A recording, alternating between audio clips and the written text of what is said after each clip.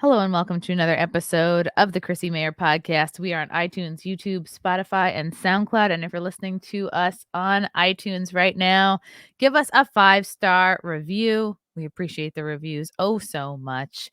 I have a ton of stand-up dates coming up, getting ready for this comedy special taping on January 6th. So I got a ton of stand-up dates coming up to prepare for that. December 11th, I'll be at Morris Plains, New Jersey, Tiff's Ale House, aka the Dojo of Comedy, with the comedians of the compound. That's December 11th. And then December 12th, I'll be headlining the Hartford Funny Bone in Hartford, Connecticut.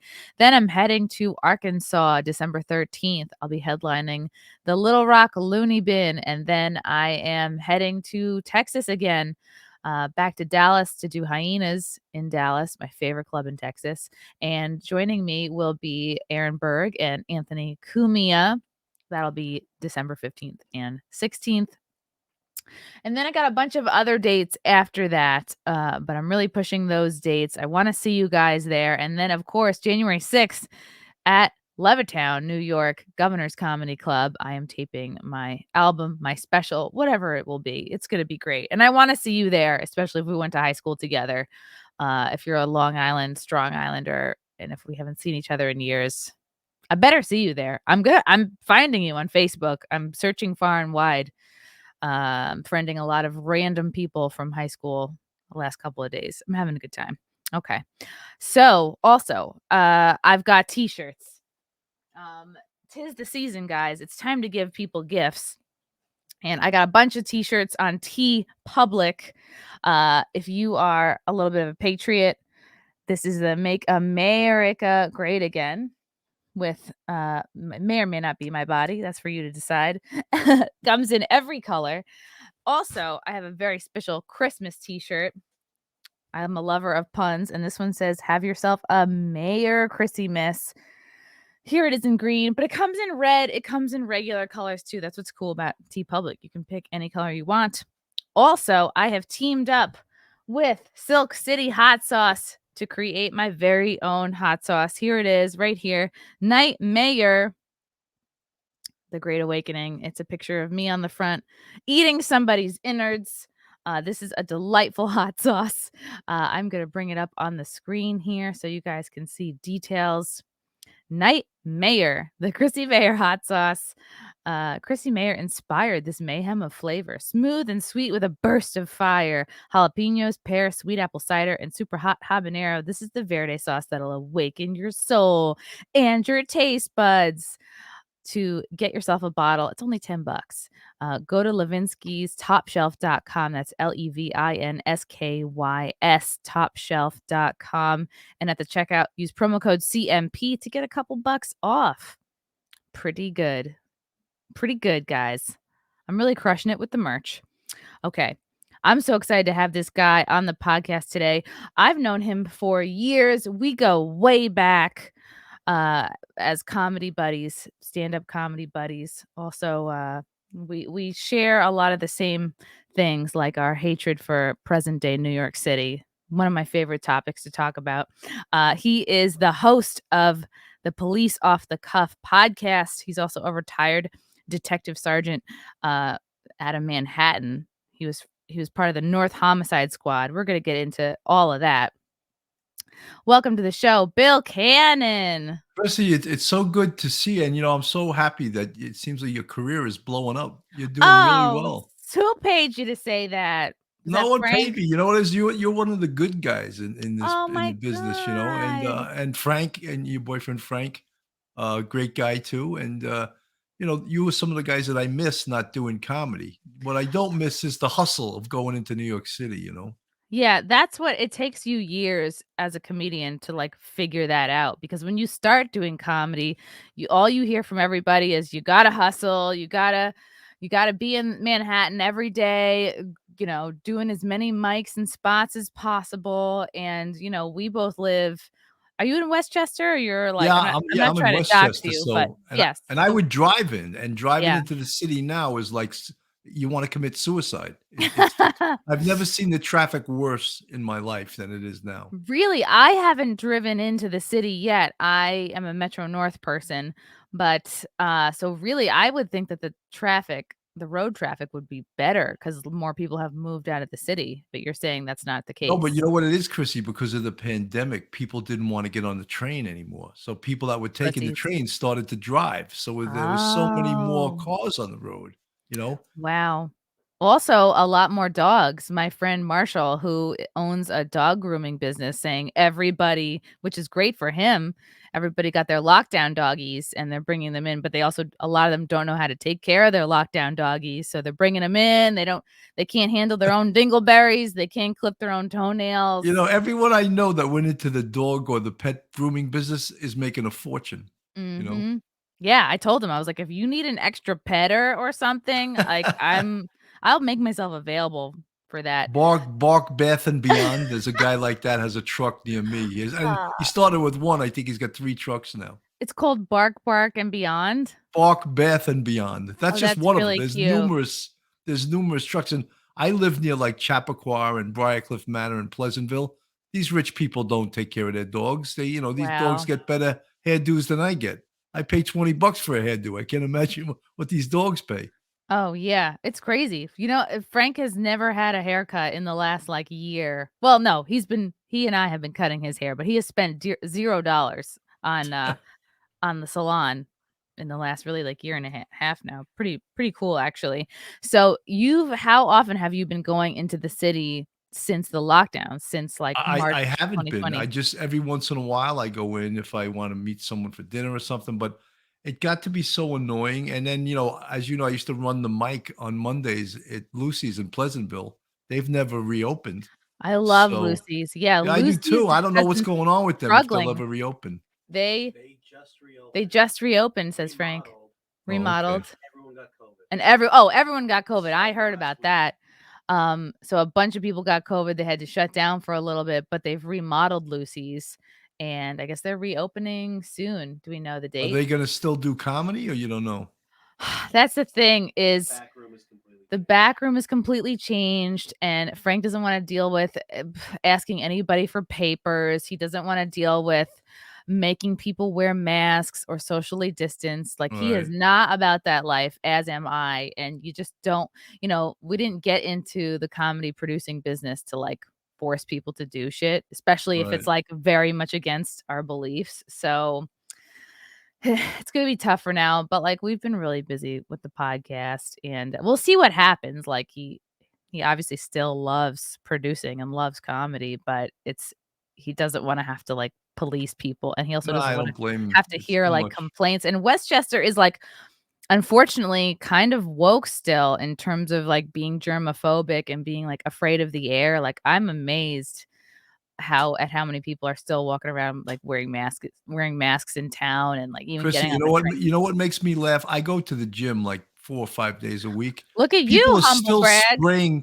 spraying the equipment, even though they know that it is not you can't get it from a surface. Yes, we learned that at least a year and Right, 3 but they're months still ago that there's spraying no they're spraying the hell out of the equipment. Sometimes I need like a diaper when I sit down on a piece of equipment. It's soaking wet, you know? wow, not me. I'm licking the handles on the elliptical, I'm licking the weights. I want the full experience. I want the Yeah. full flavor of the gym. Good for you. So you've been staying out of the city. It's been crazy. These lockdowns have really changed the comedy scene because it used to be like you're either grinding, you're in there every day, or you're not doing it, or you're somehow finding spots, out of Westchester or like Rockland County or whatever, you're making it work. But a lot of people have like quit all forms of comedy. I feel like Yeah. you and I shifted a bit more towards podcasting, and your podcast has been crushing it. It's called Police Off the Cuff, and you talk about real crime stories because you spent how many years? I did Um, almost 27 years on the NYPD and 10 in homicide as a sergeant. Damn. So, but Chrissy, it's funny. It's like you're on the radio station, but you're also on YouTube, and YouTube is a funny animal. It's got certain algorithms that you have Yep. to adhere to, or they'll kill you right out of the box. Certain things you can't say. You got to be Right, clever with. exactly. And if Yeah. and even what you name your podcast, hashtag whatever, it's very important in Descriptions. Yeah, because yeah, they'll and how they'll it kicks it out there. And I've been learning this stuff, there's another detective. This guy, his name is Duty Ron, and we both did the same case. We did the Gabby Petito case, and that like blew me up. By I got about 12 or 15,000 new subscribers from that case. He got Whoa. 60,000 new subscribers from that case, and he's now at 118,000 subscribers. Damn. You know But what? You keep at it, and, like, you know what? On the next case, then it'll be your turn, and your shit will blow up, you I'm know? hoping, and well, it sort of did blow up because I went from less than 4,000 subscribers to 23,400. That's really good. That's Yeah, a really so good growth for even, like, I think a year. I think that's really good. yeah. And So you know what who's doing amazing is Tomas Delgado with Oh, his really? he goes on those tours. He's I haven't killing seen it him. too. Yeah. I'll have to check him out. Yeah, What he do you takes, he's a tour guide, but he also has a law degree. Okay. And, he's a comic. He runs that show on 3rd and Avenue B. I forget the name of the club. And sometimes he'll do a tour of a neighborhood and get 60,000 people watch it. Wow. Wow, that's pretty cool. Yes. I'll have to check that out. Bill, what do you think it was about the way you covered the Gabby Petito case, that got you so much attention? Well, I think it's that we cover it from a police perspective, not from like there's a lot of uh, like reporters report things in a certain way, and they don't know the investigative steps that I know or we know. And to bring some of those things up, the audience loves the inside police stuff that we bring to the show. And as a result, I've been on they've been using me on Ashley Banfield uh, Ooh. News Nation as an expert commentator. In fact, I'm going to be on again this Friday. It's like my fifth or sixth time. Those So, are very experty glasses you're wearing. Did you get yeah, those well, just so that you could it's be not that I'm trying to look like an expert. I just can't see. And these are It the works. cheapest glasses I can find to read. It worked. Yeah, we were talking about, like, the glare, and and Bill's like, "I don't wanna spend top dollar for anti-glare lenses." You're like, Oh my god! I'll live And then with they the said glare." they go get some contacts. I've never worn contacts. I don't think I could handle that. Really? I wear them. I was this close to getting, what is it Laser, called? Laser, laser and surgery. I just was like, I don't know. My eye doctor was like, "Girl, you're not getting any younger. Figure it out. Like, you should have gotten it 5 years ago." And I was like, "Yeah, but what if I'm the one person they fuck up on and I have, like, a zigzag across my face and I'm blind in both eyes and I'm, like, an invalid?" I don't know. I was, imagining Chrissy, it's funny you just said a curse word, and someone when I always read the chat, and someone said, "I'm unsubscribing. Too much swearing." I try not to swear, but I also will not stifle myself if I I feel like feel the same way. I feel the same way. Like one person said, this girl on my channels, she's a moderator. She said the funniest thing. Someone said, "I'm leaving. I don't like this." And she says, "Listen, this is not an airport. You do not have to announce your arrivals and departures." Exactly. Same thing with Twitter. It's like, unfollow." It's like, "Okay, you're making this about you. You want attention. You're throwing a Right. I'm fit. so Nobody heartbroken you cares." unfollowed me. People are funny. People are funny on the internet. Do So you that's let me ask you something. Do you still feel after we're going into our 3rd year of this that you're somewhat still a damn. prisoner of this whole COVID thing? I feel like to the degree that I have control over, I am not a prisoner at all. Like I would say the last month of me going into the city to do my compound media show, I don't wear masks. I never wear masks on the subway. I've never gotten shit for that. The last month I've not been wearing masks on the railroad and no one has said anything. And now I'm taking the same train back, and so, like, I feel like the conductors, like, know me, but no one has made me put a mask on the last handful of times, which is great because 'cause I'm able to go completely in and out of the city, do everything, and not put one on, which is great. So now the only times I wear one is in the airport, but I have the ones that are, like, full of holes and sparkly and, like, Right, right. you know, Well, you most of have the to wear time one on the plane, right? You Right, have right, to, but yeah, mine, I have ones that, like, you can completely breathe through, you can, like, put a yeah. straw through it and drink, like, I don't I've been going okay with those. I bought a pack of 10, they're sparkly from Amazon. Guys, if you search on Amazon "sparkly face mask," you could be like me and get a They have black, they have every color.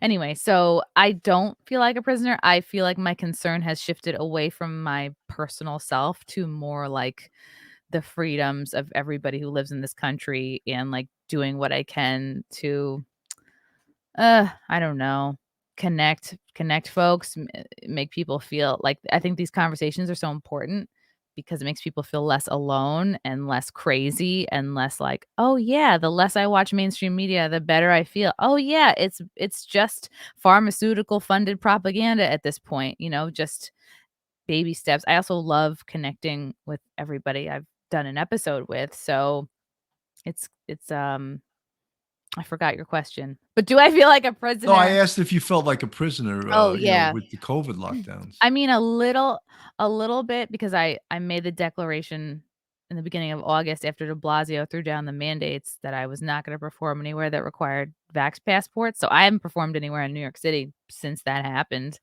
So a little bit I feel like, "Oh, okay, I did that. Is I is made." that still is that still the case? You can't perform It at any is. club? There is a venue in Brooklyn that doesn't require papers, that I wanna look into, but all the major clubs require vaccination, and I'm not about that. I do not wanna be part of the reason why someone feels pressured into getting, you know, these But, injections. meanwhile, Chrissy, you can go to locations now in the city and shoot up heroin, you Oh, know? yeah, outside everywhere. De That's cool, you Blasio know? is Yeah. just announced that he's, opening up a free shooting range. There's gonna be one, like, in Washington Heights. There's gonna be one, like, another one uptown. So, let's get into it. So you have spent minimal time in the city, but the times that you have been in, what have you noticed from your viewpoint of previously being a detective? Like, what do you Well, feel like is I could happening? see, the disorder on the street, people living on the street. That was never allowed when I was a cop. It seems like when you go down the subway, like, no one pays, it's like, Really? You see a lot of jumpers? well, I shouldn't say no one. It seems like about, I'd say 40% of people just with Walk impunity through? just jump the Here turnstile and I walk am like through. a sucker this whole time. I've been Yeah. buying subway tickets. Oh, yeah, the Metro card. I remember Yeah. it was so funny when I retired, it's been 10 years, October 31st, 2001, and when I You first retire, you're like, retired, "Let me get out before Halloween." Wait, was that's what Halloween? I wanted to Yeah. do because I was a cop for 20 I played being a cop for 27 years. Anyway, when I had to take the subway, I didn't know how to get in. Because I used to just show my shield and walk in, Oh, wow. and I was like, "Oh my god, how do regular people do this?" And that was around the time they just switched over to Metro cards, and I was like, I was really, challenged with, "How the hell do you do that?" You know? That's funny. So you had a learning curve. That's interesting. Yeah, I've noticed that there are so many people doing drugs on the subway, especially when you come out at 34th Street.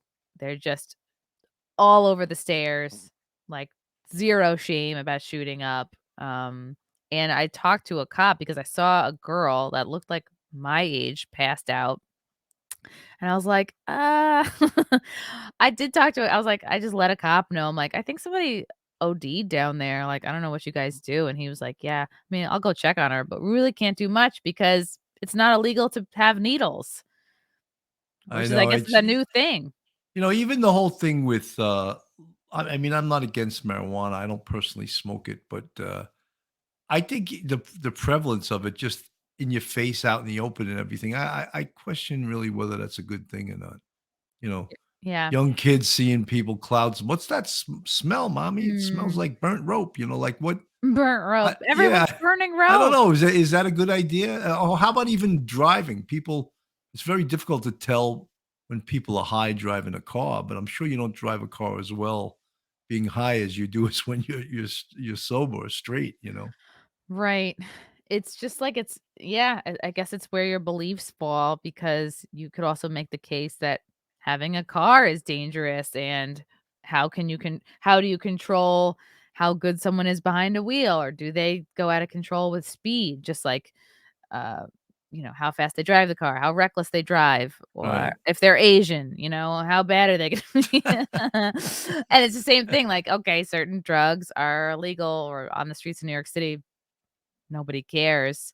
So it's like there's so many things that are now like up to the individual. It's like this delicate balance of like liberties versus what is actually going to be good for the community. Like I don't think there should be places to shoot up in the city. I think that's encouraging it. I think you're then encouraging like young folks, college kids, whatever, people in their 20s like, "Oh yeah, you want to sneak out of your mom and dad's house or you want to just go, it's a place to go that you can do drugs." Like that's a real slippery slope.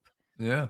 Well, it's just like, when we first started the push under Giuliani, which was, known as broken windows policing, and we enforced quality of life, New York City became the largest, the safest large city in the world.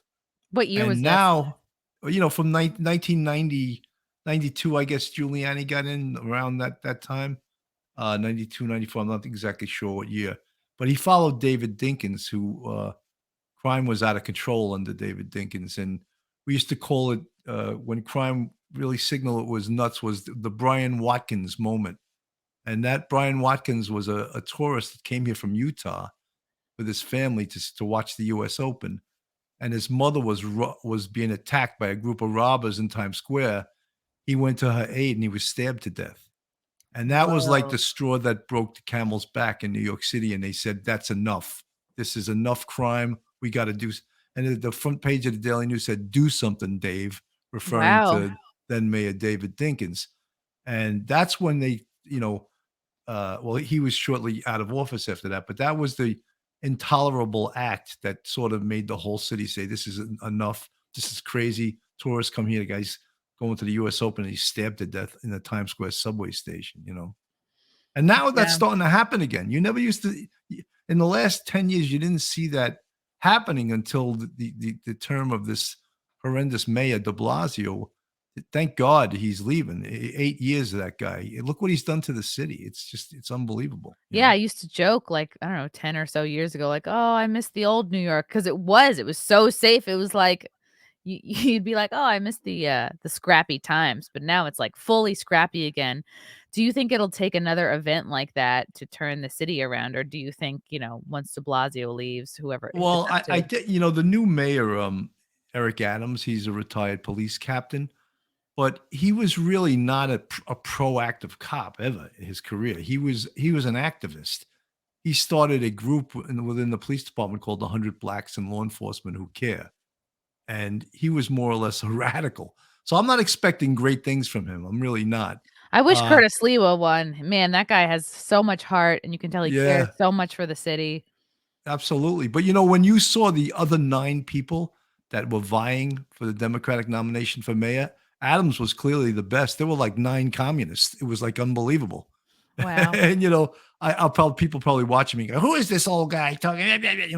But they were horrendous. They were more horrendous than each one was more horrendous than the other. So Adams was like by default was the best candidate, and he was Yeah. the only one. Like all 9 of them were for defunding the police or cutting the police budget, and they already cut the police budget by $1 billion. You want to keep cutting it? It's like it's so nuts that I can't even. When I even hear some like young comics, and I almost felt like you need to have a gun stuck in your face so you lose that arrogance. You know what I mean? Oh, I take the subway at 4 in the morning to do a die bed stye. Oh, really?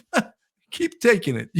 Because the odds are now you are gonna get robbed. That was me, like, 8 years ago, like, almost 10 years ago. When the city was really safe, you could take the train at 2, 3, 4 AM Right. all over the boroughs. Now, I would never. I would be There's like, too many people living on the trains too that you have to fear. what have the cops that you talk to or keep in touch with, how have their feelings been over the last, I guess, couple of years with this whole, like, defund the police bullshit? Well, it's morally, I mean, it destroys your morale, when you think that everyone hates you, you know, and when even a lot of the policies that were put into the place, the anti-police policies, like they had that thing that was just found, a judge ruled it unconstitutional, the diaphragm law, and that was cops weren't when For they birth handcuffed. control? Oh, No, it was when the cops handcuff someone. this precluded them from putting their knee in the person's back, which is how you're Right. trained to handcuff somebody. And that made it a misdemeanor for the cop to do that. So in essence, the cop could be arrested for putting his knee in someone's back, getting them handcuffed. For doing their job. That's yeah, and that's really the only way to get someone handcuffed that doesn't want to be handcuffed is to use your body weight on top of them. And then once you get the cuffs on, you get off of them, because but the city council, who are a bunch of progressives that have no clue about police work, I think they took great joy in restraining the police from doing their job.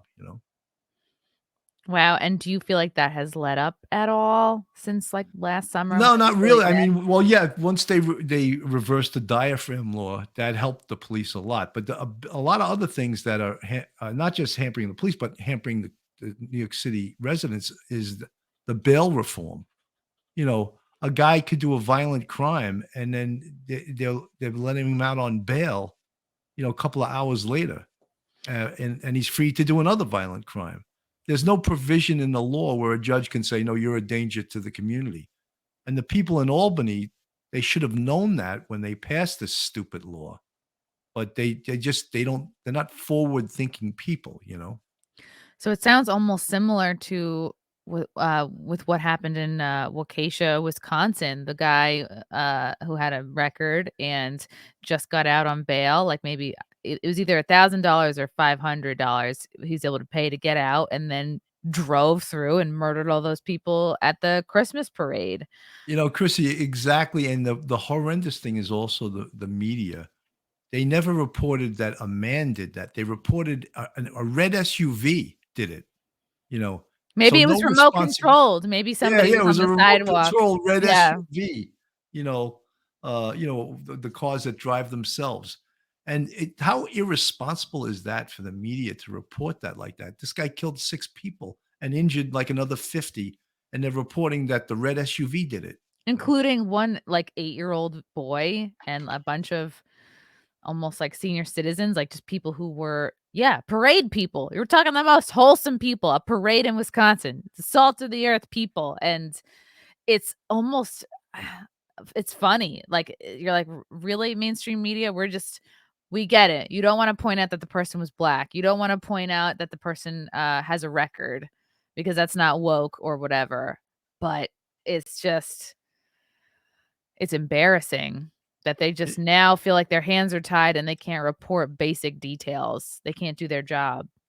Well, Chrissy, there's a new and I'm like giving a criminal justice lesson like when I was a professor, but there's a new theory and it's called diversion. And instead of incarceration for committing crimes, they do something called diversion. And they keep the person who's arrested out of jail and out of prison, and they put them back into the community if they do certain things. In essence, they're supervised by the criminal justice system in their home or in their communities. And this is the without any statistical analysis or proof that this works, this is the idea of the woke progressives. And in fact, the new Manhattan district attorney, he's all behind this stuff too. They want to empty the jails and the prisons. And the truth is, they do not give a shit about potential crime victims. They care more about potential criminals than they do about crime victims. They really do not care. And that's disturbing. Do you what is that about? They think it looks better for them to empty out the jails and say, "Oh, look, we're not over policing. We're not keeping people in jail who don't belong there." Because I mean, I'm sure there are of course there's people in jail who don't belong there who, maybe are still serving time for marijuana charges or whatever, but, like, from their perspective, like, what do they have to gain from this? Just I it think it's like the statistic that the United States is, has X amount of the world's population, but has 20% of the total incarcerated prisoners in the entire world. So clearly, other countries use a system that's different than in what incarceration is something called in the criminal justice field as incapacitation. So, in essence, if you're incarcerated, you're incapacitated from committing other crimes because you're not free to commit crimes. But that other theory, like diversion, is to keep you out in the community and to somehow be supervised and to pay your debt to society through diversion. And I mean, I don't know if there's any statistical analysis. You know, you always hear the woke and the progressive say, I believe in science. When I hear some leftists say that, I want to slap them in the back of the head because it's such a talking point of, oh, I believe in science. It Oh, really? sounds good. It makes it's a quick way to sound smart without actually having to be smart and analyze or question anything. Because the smartest people are the ones that question, and science is not static. It's No, but based they on only questioning. believe in science if it doesn't interrupt their ideology, if it doesn't, Right. go against their ideology. Because if science tells them it's against their ideology, oh my God, all of a sudden I don't believe in science, you know? Right. Or like, oh, what's that based on? Back that up. Oh, let's see some studies. Let's see some statistics. Yeah, right. And then when you show them the statistics, they're like, well, where'd that come from? Fox Yeah. News? People love statistics, and then you show them, like, statistics on, like, who does crime, and you're like, "Oh, where's that from? Fox?" Yeah. Yeah, yeah, they always say that, but then they forget there's CNN, there's MSNBC, there's ABC, there's CBS, there's PBS. PBS is a really left-leaning station, and it's paid for by the government.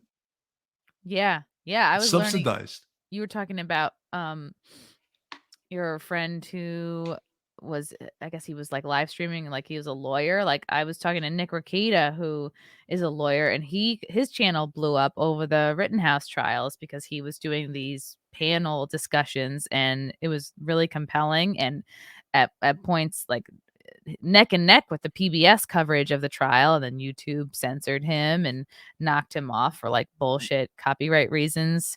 So it's exciting to see the power of independent journalists and, you know, like, just sort of independent points of view who aren't compromised, by certain, pharmaceutical sponsors. Well, but Chrissy, you're so right because if you say certain things or put it in a certain way, you really can be silenced. And that's True. that's really that's disturbing. Was the guy from Twitter just resigned? What was that guy, Jack Dorsey. Jack Dorsey? He Mhm. silenced Trump, right? But Do you think that but was the wise? Ayatollah is allowed Yeah. to tweet, you know? Oh gosh, right. Yeah, but there's, ISIS probably has a bunch of functioning Twitter accounts, so Let me I'm ask you something, Chrissy. I'm going to turn okay. from the interviewee to the interviewer. Uh-oh, here we Uh, go. do you get shit within the comedy community for Yes. being conservative? I didn't have to finish that. Yeah, I have been getting shit pretty steadily since, like, 2018. Ever since I kind of moved away from identifying as a liberal, like, and I've talked about this before, like, I hosted a show at the Stonewall Inn, a monthly show. It was incredible for 6 years, which is a lifetime in New York City, like, small venue time. It's like it wasn't a club, but it was like they had a cabaret room upstairs, and the people who would kiss my ass for spots on that show because it was great. It would sell out, it would fill up, it was full of tourists. It was like a great fucking time.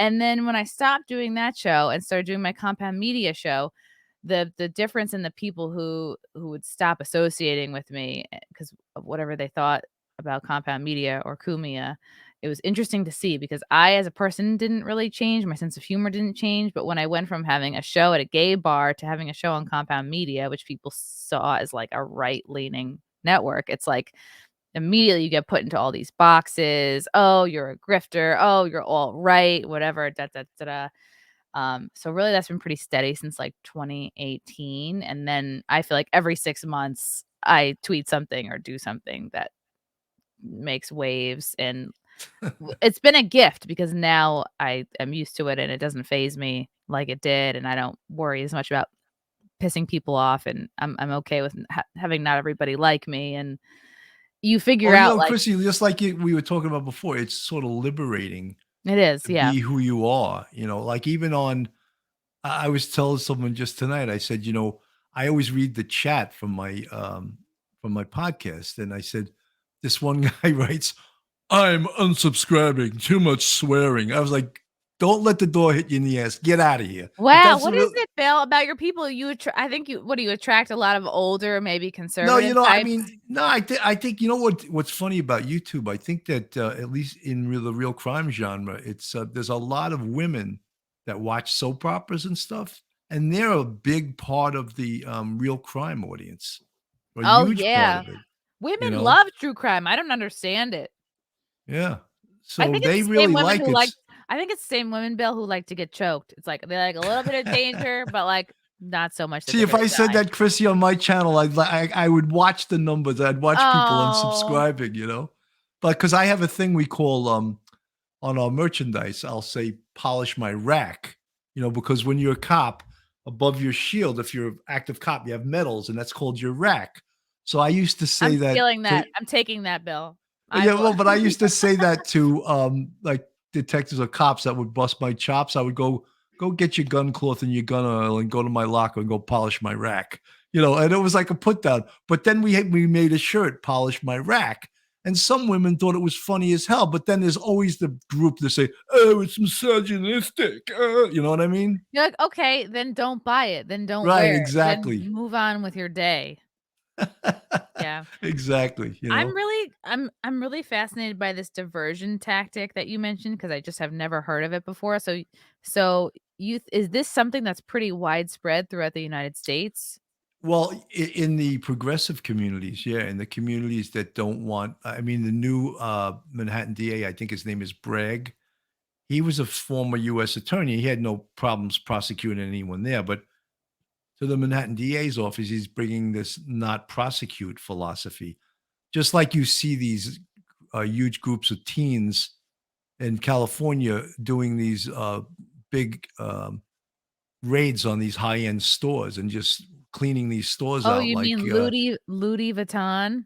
yeah, looting Louis Ludi. Vuitton.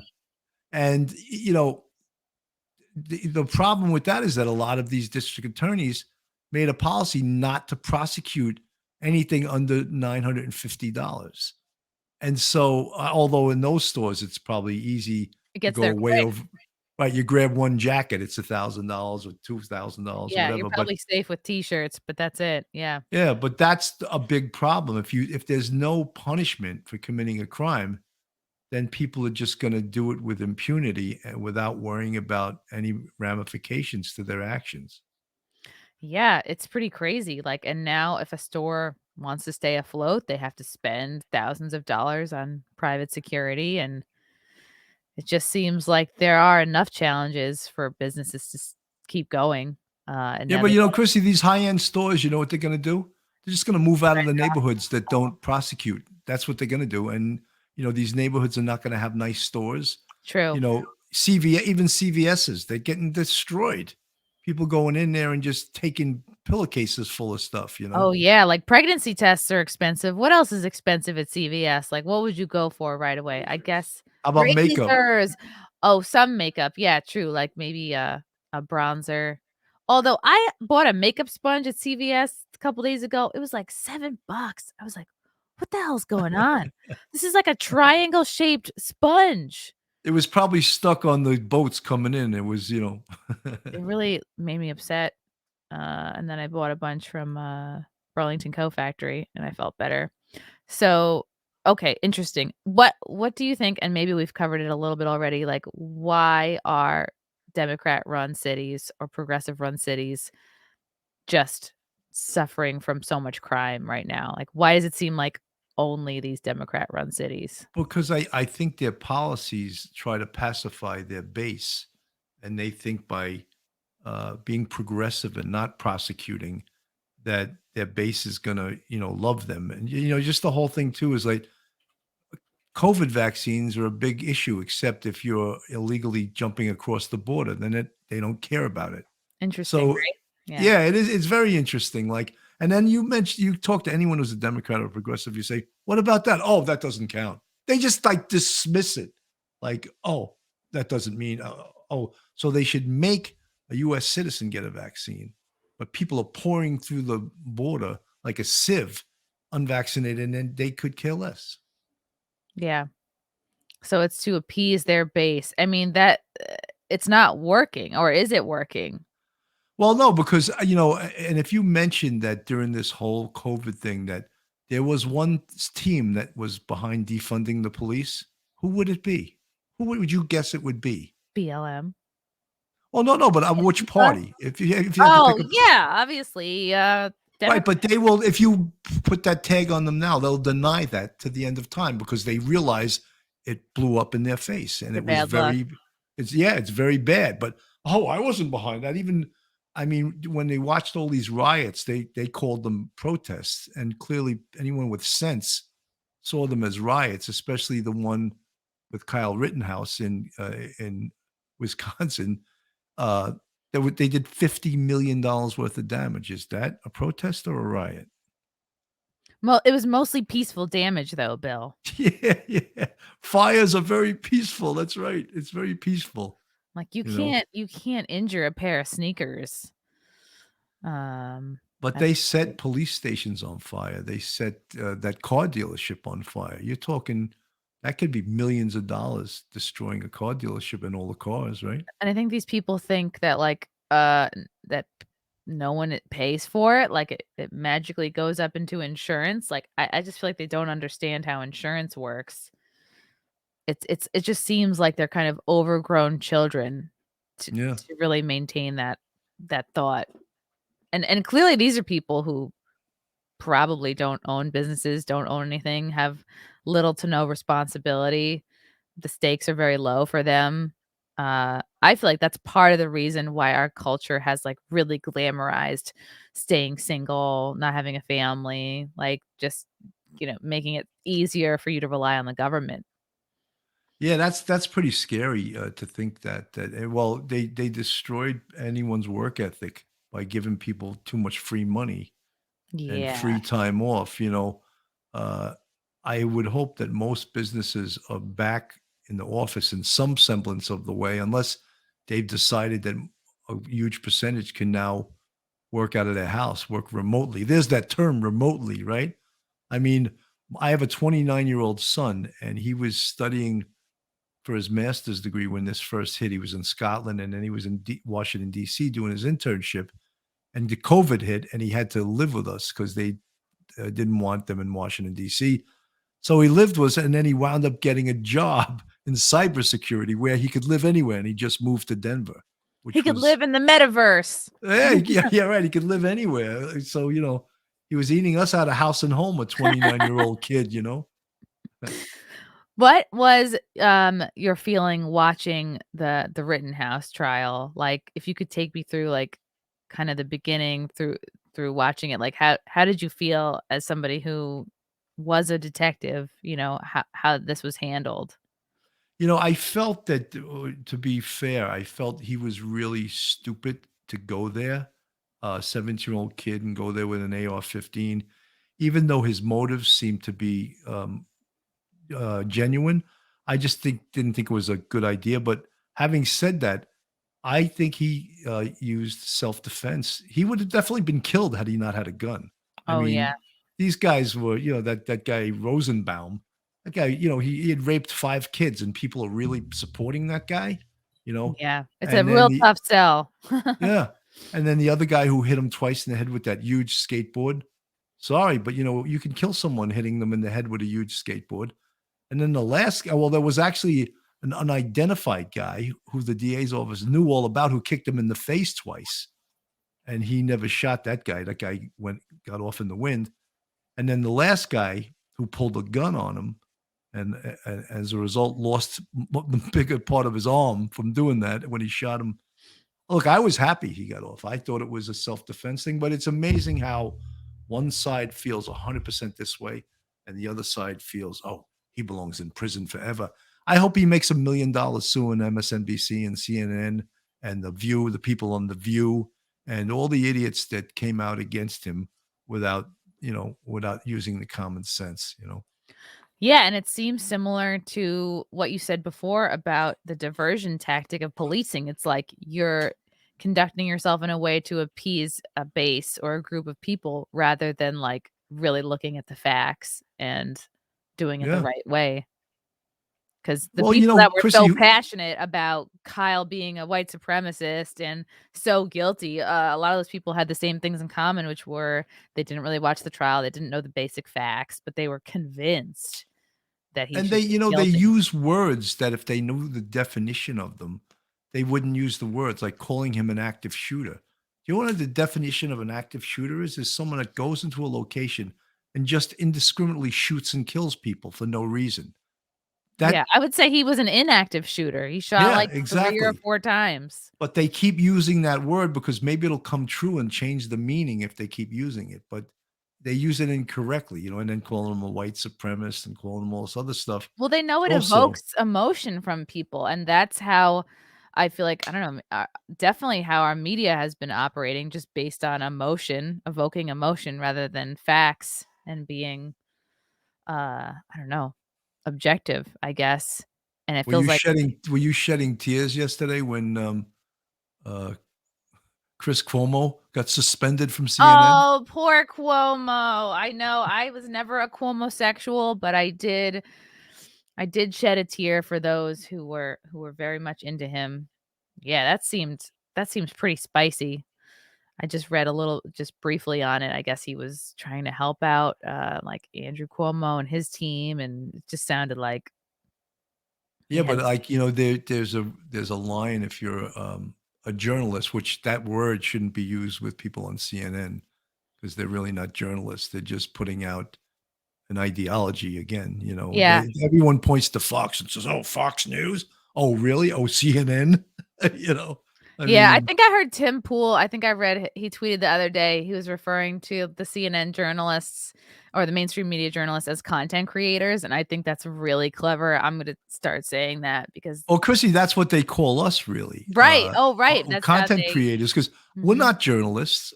We are not. I mean, some guy, and I don't wanna get into who this guy is, but some guy who does Oh, you real got crime beef? You got beef defended still? himself by saying, "I'm a journalist," because he did some stuff that was so unethical, so ridiculously unethical. We called him out on it, and he was claiming, "I'm a journalist." "Oh, no, you're not. You're a What content creator." what did he do? You don't have to name who it was, but He was interviewing principals in a missing person case that's potentially a murder, interviewing the principals in the case. That's the job of the police, not a content creator on YouTube. He interesting. also toured the house of the people that are principals in this case and videotaped it, and also interviewed a 15-year-old kid and also videotaped it, like, live, and that's really a no-no because the kid's underage, and Whoa. it was just he did very unethical things, and we as cops, a lot of us doing this content creation or, real crime, we called him out on it, and all of his followers, like, attacked us. "Oh, you're just jealous because he has so many more followers." I'm not jealous, I'm just telling you he has no ethics whatsoever. Why was that unethical, him going out and interviewing these people for himself? Because they were real suspects in the case. So that job look, in my role as a sergeant in Manhattan North Homicide Squad, if someone started interviewing people that we saw as suspects, they would get a visit by me and a couple of Ooh, detectives. why No, is I'm it bad serious. to be, like, And I would tell pre-interviewed? them to back off, or they could get arrested for, interrupting an investigation. There's charges you could charge them with, and they would back off but he had no right to do that, but he was doing it anyway for likes on his YouTube channel. And why is that so bad? Because it gives the people involved a chance to kinda, like, try out their, Yeah, story or and it's figure out it's sort of it takes away the interview and interrogation that police use to get to the truth because he's doing it before they even get a chance at the people. You know what I mean? And mhm, he's playing by different rules because he doesn't have to read the Miranda, you know, mm. and he doesn't have to abide by the rules of the, of criminal procedure law. So in that way, if I'm telling you, if that would have happened in New York City, he would have been paid a visit. But this was some little. I don't. If I tell you where it was, I'll give up who it is. Okay. But it Don't was answer. this little town, and the police department didn't challenge the guy. And I found that incredible too. You know. Do you see policing trends? Like, do you see this turning around anytime soon? Or do you think it'll come down to just, I don't know, putting maybe more conservative or Republican people in charge? I think that when people that live in the city and more people are victims of crimes in communities of color and the inner city areas than the rich Upper West Side or Upper East Side and that type of stuff. So they're the ones really suffering. And if you go to what's known as the hood or these areas, the people want the police. The whole defunding thing was politicians talking this nonsense. The people that live in those neighborhoods, they want police protection. They want police out there doing their job.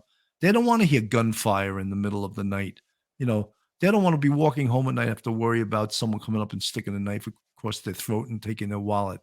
All these things are happening again. And this was, look, I think at some point they lowered murders in New York City to less than 300 a year. That's like incredible. You Wow. know, in 1990, we had 2,200 murders in New York City, Wow.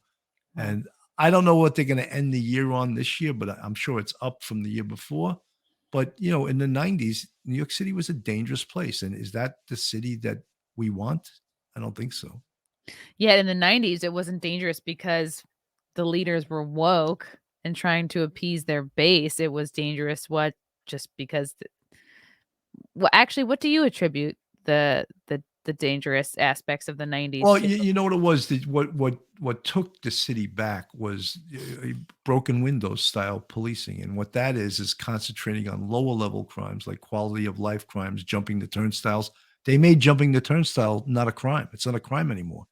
So it used to be if you jumped the turnstile, you could be arrested for a misdemeanor theft of service. Now it's a civil matter. Hmm. So you pay a fine and you don't pay the fine because no one's coming looking for you. So it's again, there's no teeth in the law. You know what I mean? People urinating on the street, someone playing a loud radio, that would be like a see someone's littering, all of these things, disorderly conduct, things that are quality of life, things that might intimidate you as you're walking to work or taking the subway. uh, the police were enforcing these quality of life things. And when you enforce the lower level crimes, it doesn't get to escalate to the higher level crimes. Do you think people that do robberies on the subway, you think they pay their fare? Hmm. Probably not. No, the answer is no, They're they probably don't. trying to save money. No, but they don't. So that when you take away the tool of the police to arrest someone before they commit that crime by theft of service that they jumped over the turnstile, I would say 90% of the time people do stick ups and knife point robberies, assaults, push people on the subway tracks. They didn't pay their fare. Right. Just And I like, know it sounds like a simple thing, but there's one way to get rid of some of the people committing the crimes in the subway. Arrest them for jumping the turnstile. yeah, like if you wanna date an alcoholic, go to a bar. I don't know. That's probably a terrible metaphor. I thought I liked it. Thanks, Bill. We got some hot breaking news. Alec Baldwin weeps. I didn't pull the trigger. Weepy Alec Baldwin makes shocking claim on the Rust tragedy. Alec Baldwin is insisting he didn't pull the trigger on the gun that killed the cinematographer and wounded the director on the New Mexico set of his film Rust. In his first interview since the deadly October 21st shooting, a tearful Baldwin told ABC News' George Stephanopoulos he had no idea how the bullet ended up in the firearm. The trigger wasn't pulled. I didn't pull the trigger. I'm going to play. This looks like, keep in mind, this man is a professional actor. I want to play this. Let me see if I can get the video to go here. Okay, here we go. Everyone who worked with and liked by everyone who worked with and admired. All right, I'm restarting it. Here Someone we go. who was loved by everyone who worked with and liked by everyone who worked with and admired. Ooh, waterworks. Alec Baldwin is even now innocent. I find it hard to believe that. It just doesn't seem real to me. You haven't said much in public since that tragic accident. Why speak out now? Well, now because I'm well lit. I think the big question, and the one you must have asked yourself 1,000 times, how could this have happened? You've described it as a 1 in a trillion shot. and the gun was in your hand. Oh God, now he's How do you crying. come to terms with that? You're It wasn't in irresponsible. the script for the trigger to be pulled. Well, the trigger wasn't pulled. I didn't pull the trigger. So you never pulled the trigger. No. I would never point a gun at anyone and pull a trigger at them. Never. What did you think happened? Hmm. How did a real bullet get on that set? I have no idea. Someone put a live bullet in a gun, a bullet that wasn't even supposed to be on the property. How do you respond to actors like George Clooney who say that every time they were handed a gun, they checked it themselves? Oh. Your emotions are so clearly so right there on the surface. You felt shock. You felt anger. You felt sadness. Do you feel guilt? You said you're not a victim, but is this the worst thing that's ever happened to you? Yes. Oh God. Stephanopoulos is like fluffing Because him. I think, You know, it's not Stephanopoulos, it's and I think of Snuffleupagus. what could I have done? Alec Baldwin, Unscripted, the news-making special event, tomorrow Oh, how night at 7 pathetic. Central. How Unscripted. And stream on Hulu. Unscripted, but definitely rehearsed. Chrissy, you know, I'm going to tell you a secret.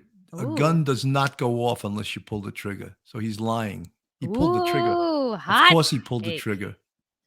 You know, for him to say, well, you know, and I'm sure that when he was first interviewed, he admitted to pulling the trigger. Now, all of a sudden, on second thought, I didn't pull the trigger once he's had a chance to confer with attorneys, because of course he's going to be Wow. partly to the civil suit. He's going to part with millions of his own dollars. But a gun does not go off unless you pull the trigger. So, Alec, stop. Maybe George Snuffleupagus will believe you, but that's, you know, he's throwing him beach ball questions, you know. Is it possible? Yeah, a trigger could have rubbed against a hand or an arm and gone off that way. No, you have to pull the trigger. That's the only way a gun goes off.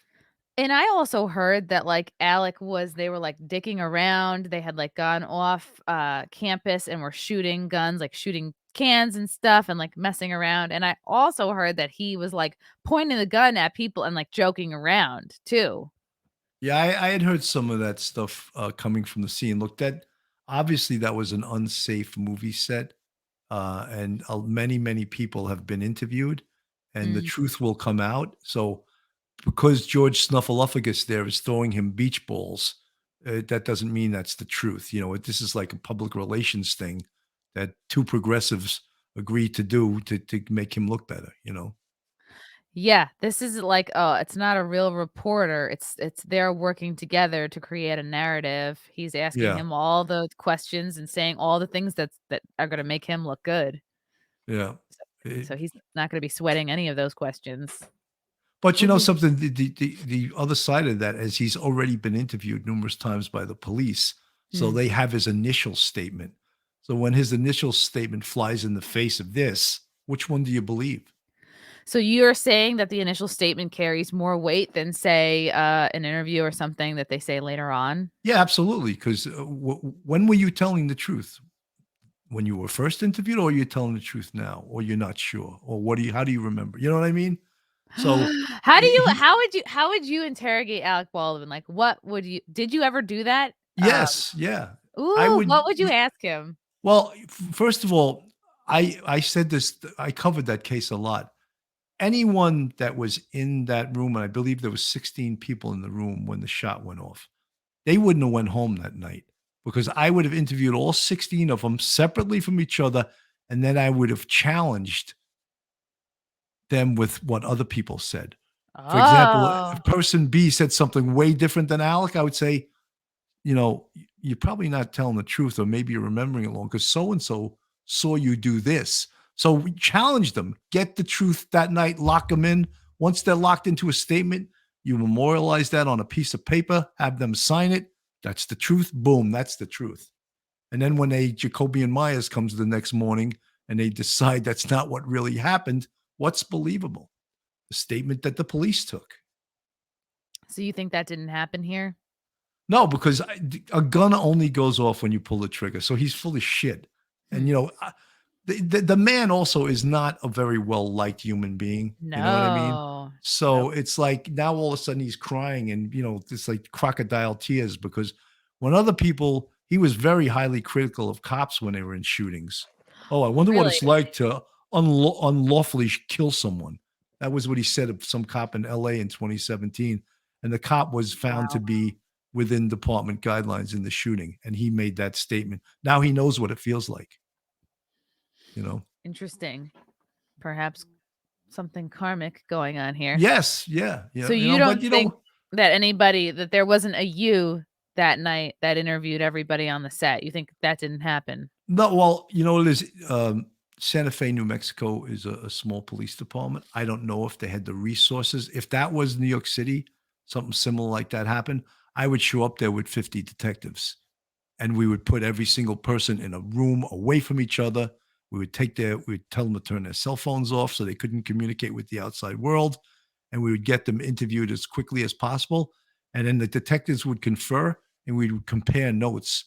What did this person say? What did that? If it conflicted, then we would go back and re-interview people and get the real truth. And the tactic of are you using what somebody said against the other person? Because you can find out the lie, because if Alec Baldwin is blaming, John Doe essentially for what happened, you can go to John Doe and be like, well, Alec actually said that. 100%.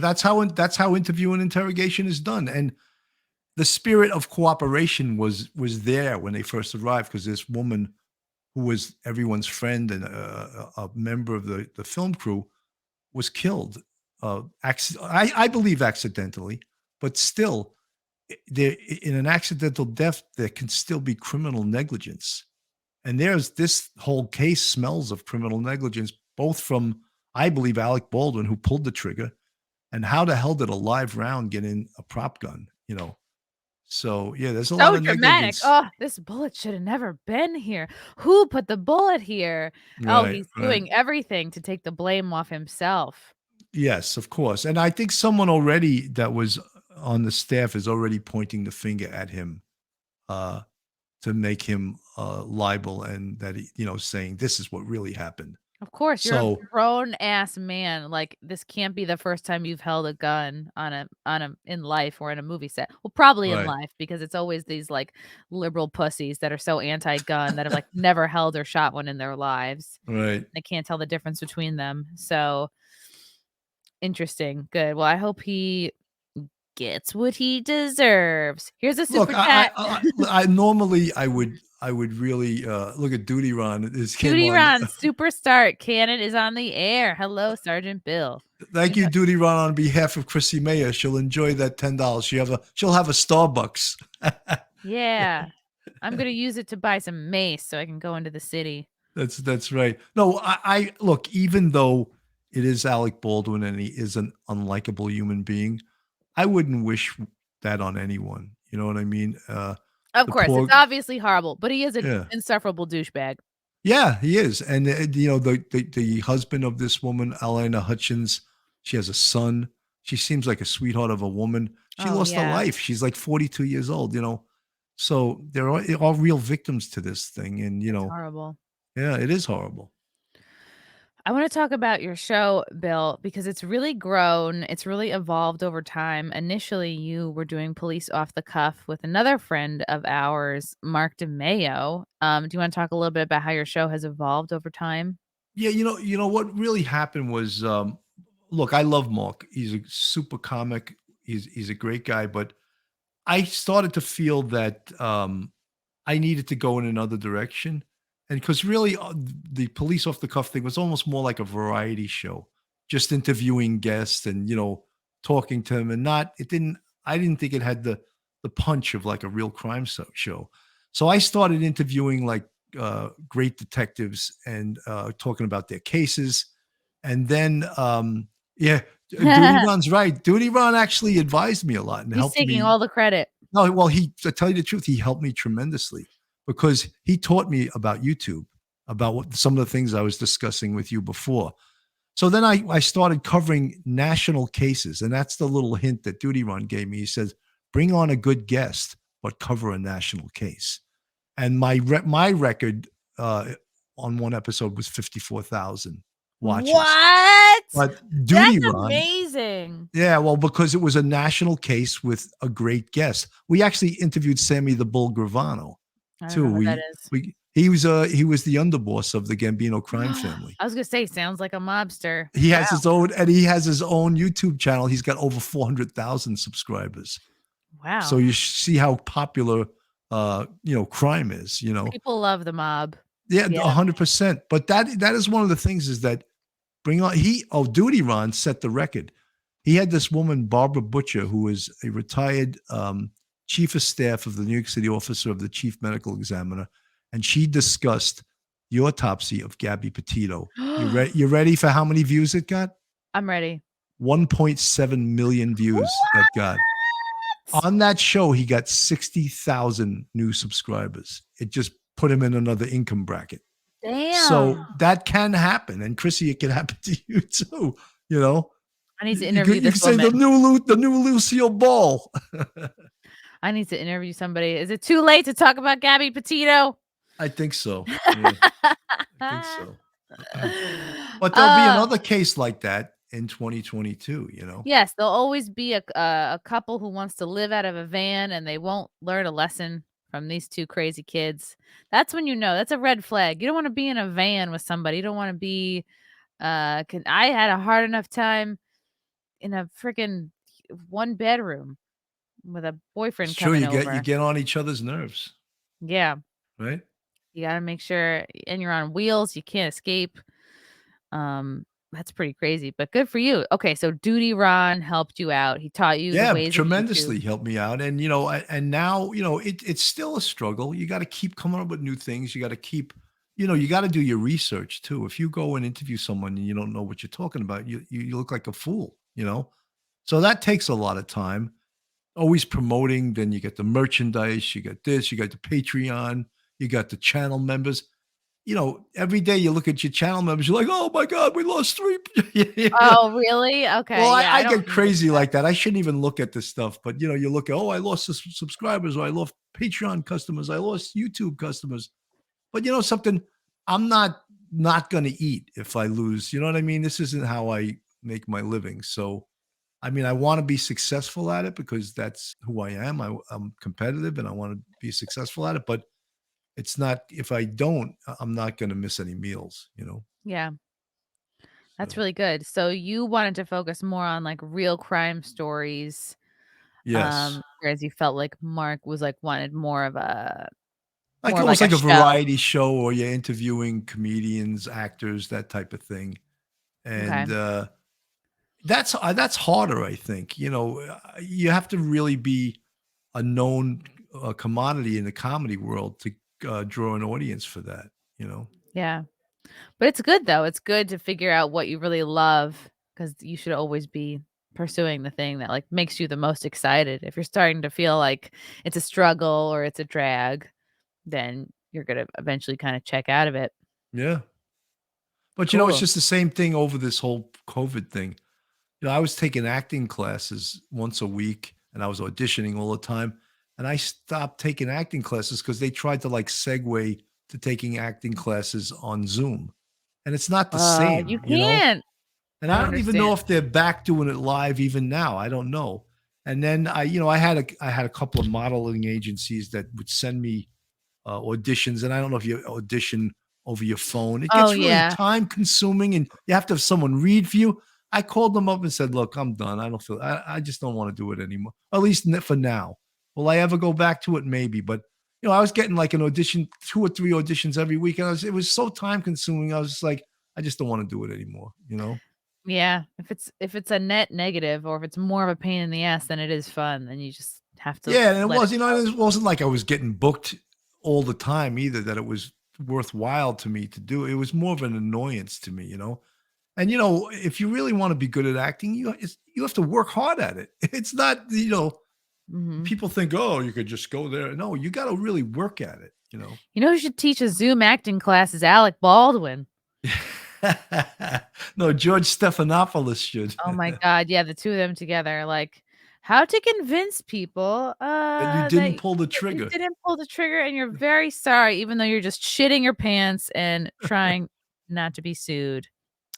That's exciting. You had Chaz Palminteri on your show? Yeah, he was great. He was great. In fact, he's supposed to come on again. You had one of the guys I love, the guy from The Wire. What's his name? Oh, yes. He has a podcast too. He's from Yeah, Westchester. Yeah, I can't remember his Why name can't I right think of now. his name right now? Frank. What's that guy's name? The guy that was on The Wire.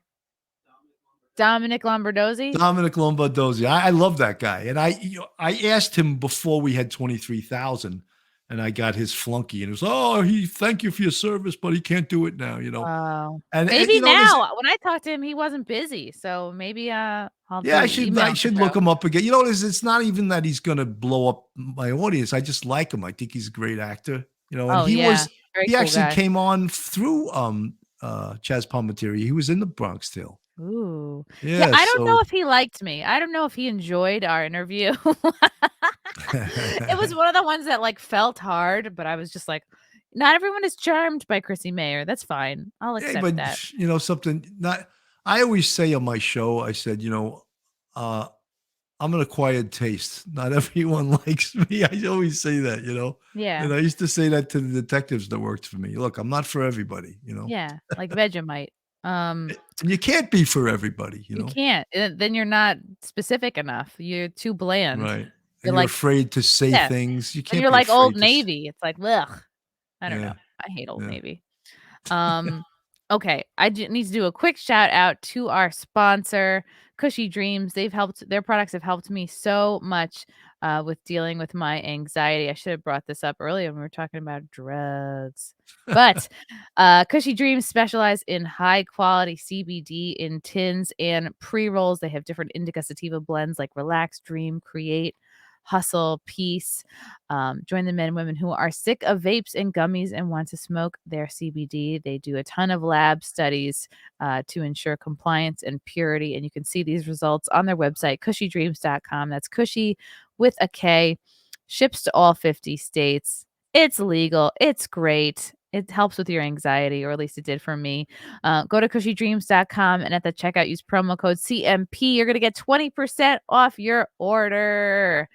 Get it now so you're prepared for the stressful holidays. That was pretty sweet. I think I crushed it. Yeah. Bill, because it's holiday time, what do you think if a lady is trying to buy you a Christmas present, what should she get?